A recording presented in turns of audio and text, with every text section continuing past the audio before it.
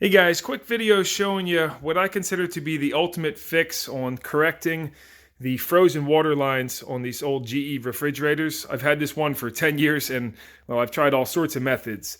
And usually in the winter months, you'll have this happen more, but when you go to hit the water, nothing comes out. And if you look online, it's a very common issue because inside of these freezer doors, man, my fridge is like empty. Look at this.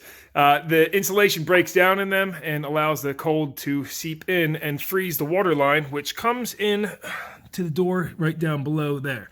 So there is a water connection where you can access it to see if this is your problem. You detach it here, and some guys say you can't reuse this. I was looking up some other videos, and he says you can't reuse these, but yeah, you can. You just push this in and pull that line out. I've taken it off before and never had to replace it. But anyway, so the proper fix, I guess, is replacing the whole door, which is ridiculous. Or if you go online, you can get one of these heating strips. It ties into the circuit, and I don't know if you can look how dirty it is in there. But you see that tinfoil back there?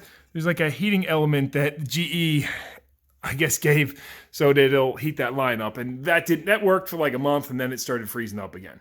So there's several methods to dethaw the line. Some guys will take a hairdryer and stick it up in there and here and on the door. But the method I always found the best was just put a sheet of plastic over your freezer and then close the door, mostly so that plastic sealing, but the door is still open slightly. Leave it for a few hours, and then the water will work like it's supposed to.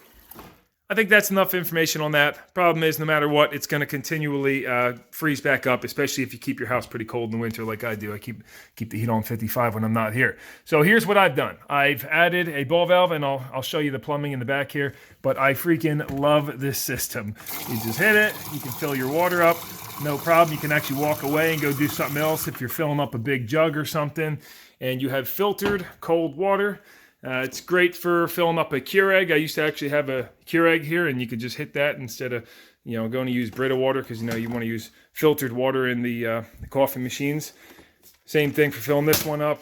With the fridge pulled out, I can give you a better look now. So we got a 1/4-inch NPT lead-free Italian-made ball valve, and you can get all these fittings at Home Depot. And then that hose, 1/4-inch hose, runs over, and you just put one of these quick disconnect tees in.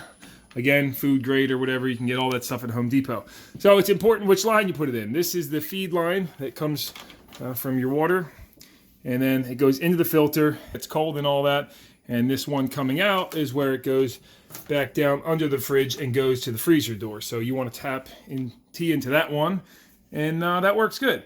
Now, another mod that I'm going to show you is an awesome thing to do on these fridges is there's a pan underneath that because this fridge will auto defrost, and or the freezer will, and all that water goes down in the pan in the bottom, and it can get kind of moldy and mildewy under there, and because it basically relies on evaporation to get rid of it.